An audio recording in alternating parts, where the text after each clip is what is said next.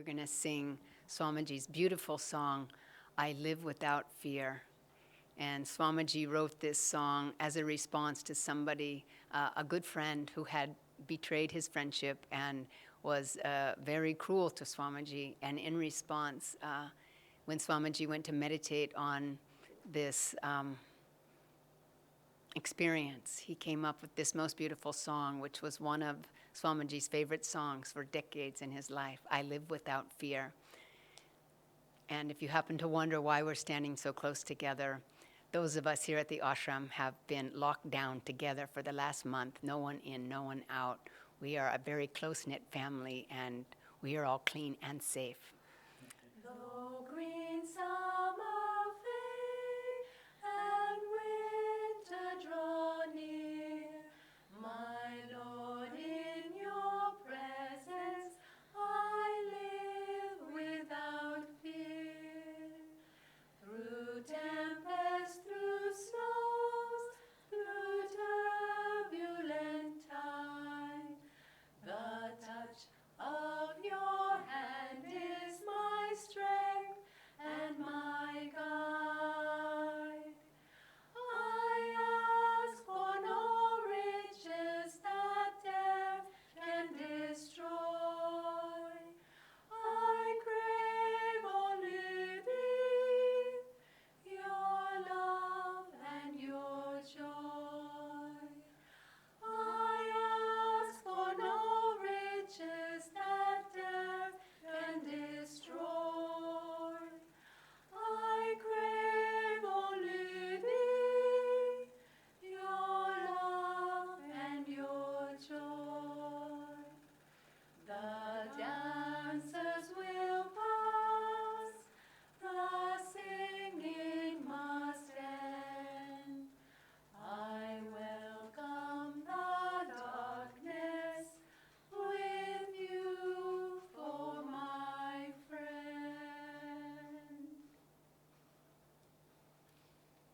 As I said, Swami Kriyananda left his body some 7 years ago, and we're honoring that event and honoring his life.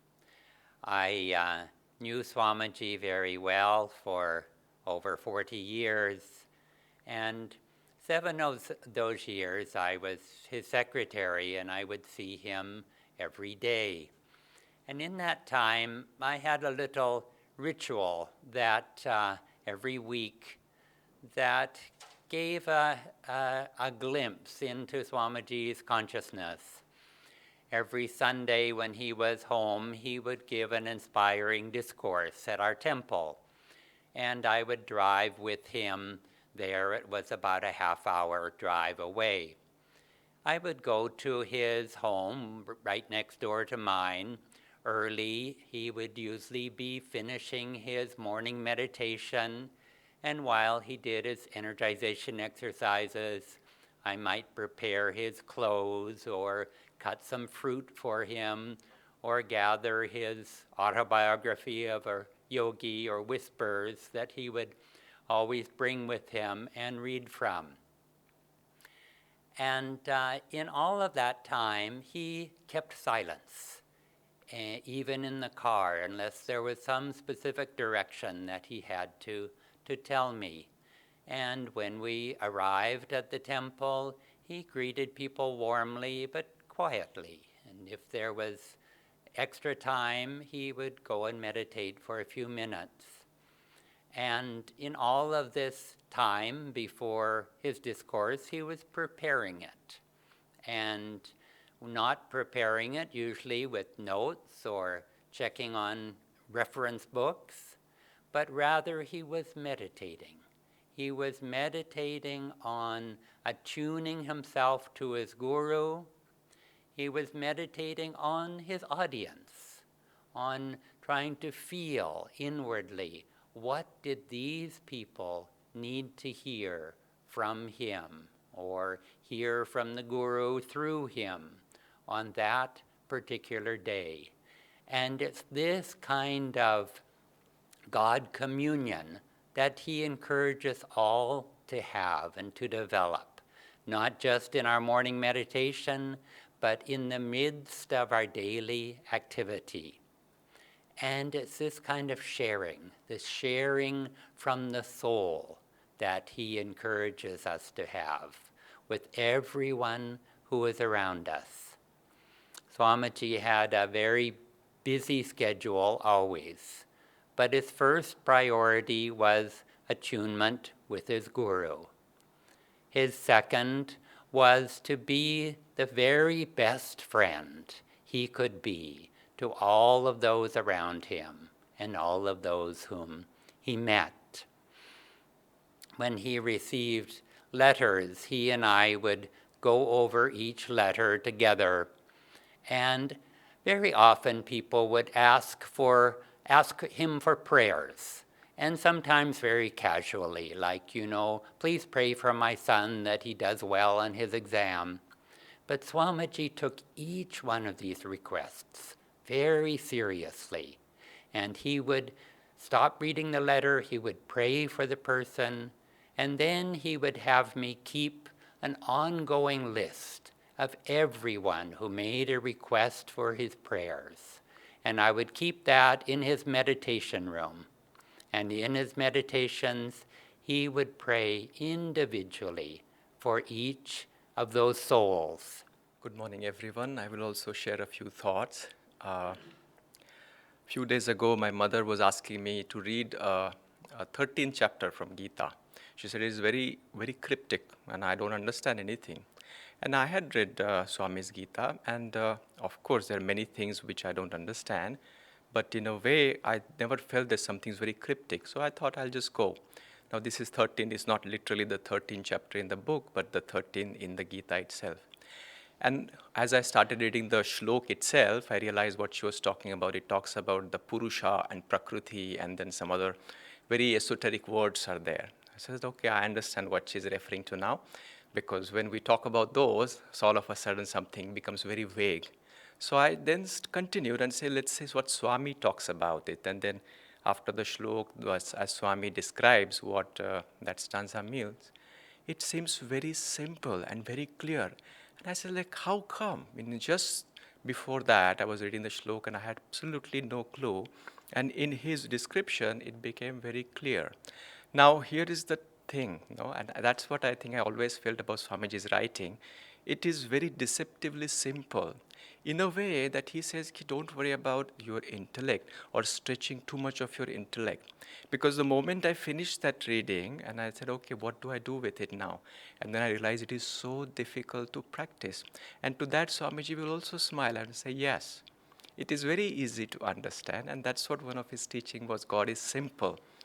But when we want to practice it, sometimes our own minds and tendencies make it difficult. One of the main purpose, or actually I would say the only purpose, like Swami's life was the life of a discipleship. And he gave us so many different ways to actually tune into those teachings. Personally, for me, his music and then the words have been very, very meaningful.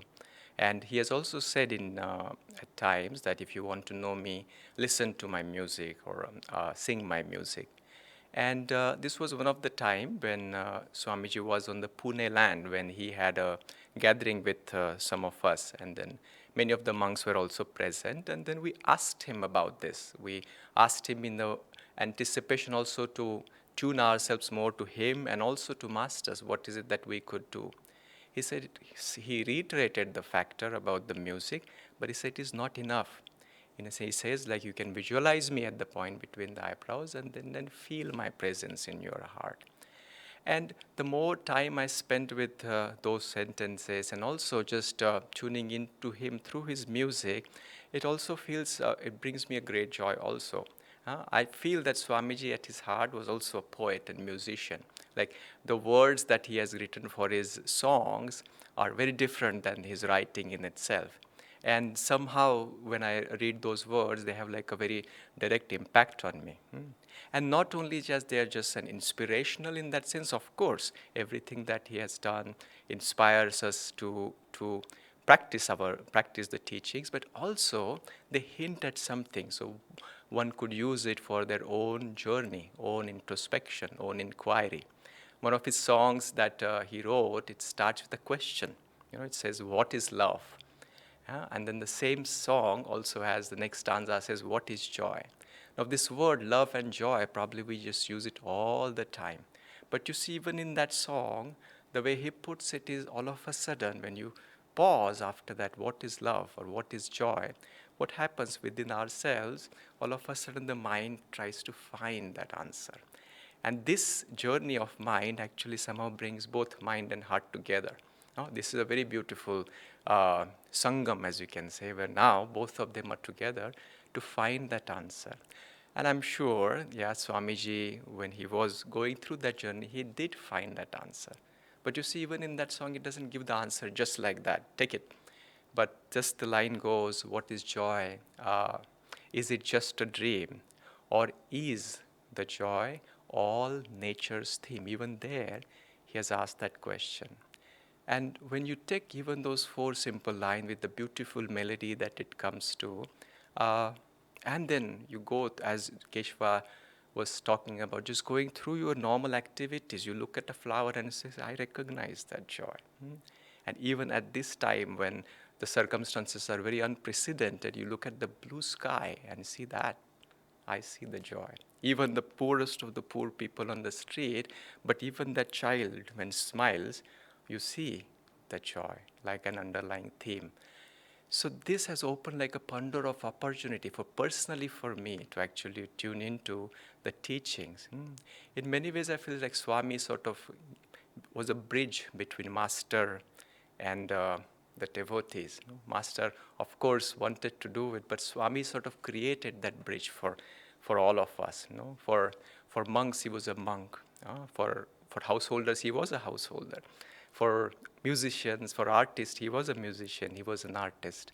For business people, he was a businessman. For leaders, he was a leader. And probably I feel that in his lifetime, he has understood this path, what Master wanted to, much earlier. And then the rest of his life, actually, he tried to create those bridge for every one of us, and many of us who have very, very different temperaments, very, very different realities. But just on one hand, he never let go of Master. And on the other hand, he was sort of just bringing us one by one in our own experience, in our own understanding, and then sending him to Master. And was he successful? I think yes. Like I think we are all a proof that how beautiful and victorious his life was. And I think as we remember him on particularly this occasion, what we say is like a deep gratitude, personally me, for the providence to sending him a messenger, a bridge like that, which I think helps each one of us. Joy to you.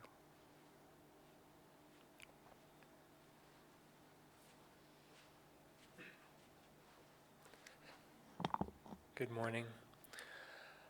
When I think about what makes a victorious life, that's the theme of today's satsang, and the subject is, of course, Swamiji. It would be very easy for me if you asked me, who's the most victorious person you know? And I would immediately say Swamiji. But I realized when I was thinking about it that I didn't exactly know why. I hadn't given thought to why Swamiji was the most victorious. I knew he was, that part I could set aside. But what makes someone victorious? What makes a life victorious? And so I started thinking about the other people in the world that we think of as having victorious lives, successful lives. Great titans of business or of politics, great saints and sages of all religions. And I started to notice that there's a hierarchy within all of that greatness, that there's a true greatness at the top, and then there's levels of greatness all the way down. And I think that that's so that we can all experience some level of greatness. So when I think about Swamiji, there's the greatness in the world, the worldly greatness. He wrote 150 books, he wrote 400 pieces of music. For those of us around Ananda, we're very familiar with the immense creative output. He started communities on multiple continents. He gathered thousands of people for the search for God. And he built this great work, and we have websites and videos and all of these things. And that's all amazing. That's all very, very good. But I don't think it's necessarily quite what made him great. So then the next level is, I think, willingness to serve others. So after you've been able to serve by creating something in the world, how does it serve others? Well, of course, Swamiji served others with everything that he did. And in fact, if you look at the motivation for how he served, it had very little to do with the thing. One of the guiding principles of Ananda, one of two really, core principles that make Ananda Ananda is that people are more important than things. That the object, that the project, that the center, that everything, he would have literally given up all of Ananda if it was going to be spiritually beneficial to people.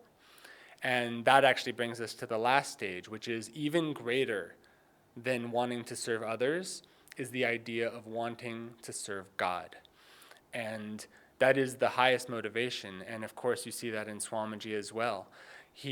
Everything that he did throughout his life was in service, of course, to his guru, who is, as we know who study yoga, the guru is God. He's a representative of God. And for Swamiji, and actually for all of us, he became that representative. But at the end of the day, everything that he did, the communities, the music, the art, the creative output, everything he did was because he felt intuitively like that's what God wanted him to do. He felt Master whispering to him, this is what you should do. And the way I want to pick that up today about my own experience with him is how he related to people. Because Swamiji was an incredible leader. And one of the reasons I think he was so effective and dynamic and fun as a leader was that his leadership style was completely tuned to whoever was in front of him. And so for me, I came to Swamiji, I knew him as a child, but I only came to know Swamiji at the end of his life. And by then, he had dropped many of the veils of personality, of desire that he had put on in order to create Ananda, to live a life with us all. Still deep, high desires, but by the end, he was just, the only way I could describe it is a bubble of love that just floated wherever the breeze of Master blew him. And so when he worked with me, I came to him at the age of 22, and I was objectively a bit of a mess. I mean, I had good motivations, I was a kind person, but in terms of a yogi, I wasn't there. And over the years, you hear stories of people who had interactions with Swamiji where Swamiji would strongly correct them. He'd say, you should do this, you should do that, don't speak in this way, speak in this way. He would give them concrete input. And I kind of expected to get that myself, but I never did. When I was with him, I spent some time with him in Los Angeles, and we had the opportunity to spend time together alone. Because at the time he was having trouble sleeping, actually. The body was giving him a lot of issue. It was just sort of, it was actually difficult to see in some ways because he was, I feel, working out karma, not only for those around him, but just for the work as a whole. And he was unable to sleep. So we would sit there at night and just sit. And I kept thinking, like, okay, he's going to tell me something. He's going to bring out this great spiritual truth. He's going to totally unlock the thing that I need to know right now. And instead, he would pull out his phone and he would say, I wonder what would happen if we dialed 1, 2, 3, 4, 5, 6, 7, 8, 9. I was like, huh? And so then he pretended to dial. I was like, I don't know, sir, maybe it's something, someone's there. And so he pretended to dial and he said, hello, Joe? And then he looked at me. I mean, he wasn't dialing, but it was so nothing, and at the same time, it was everything. Because at that time, what I've begun to realize was that all Swamiji would do with me would be smile at me, and he would joke with me. And I would watch him give directions and give specific guidance to even people around me. But with me, he wouldn't do that. He would only give love. He would only give joy. Another time a few times he used to do this thing where he would, it's an old vaudeville bit where you would kind of pull at your collar when something awkward happened. So he would look at me sometimes in the middle of this important discussion and he'd be like, oh, how custom tailored can a divine response be? Because what I've come to understand is that in that moment, I was very fragile. I was very unsteady on the spiritual path. And the thing that I needed more than anything was just to feel completely accepted and completely loved. And that's what Swamiji gave me. He knew that if he gave me a strong correction, that I was brittle and I might break. And he knew that for my highest good, that the solution was just joy, love, and levity. And I think that is the mark of someone who is completely in service to God. He wasn't trying to make a project with me. He wasn't trying even to help others through me. He was only responding to what the God in me needed from the God in him. And that complete lack of ego or agenda, I think, is what makes someone completely successful and truly victorious in life. And I think that's why Swamiji was such a beacon in our lives and for the world. I mean, really, for his generation, probably the most victorious person, certainly that I know, and maybe that there was. Someone who is able to put aside all thoughts of self and give us an example of what it is to truly live for God. Thank you.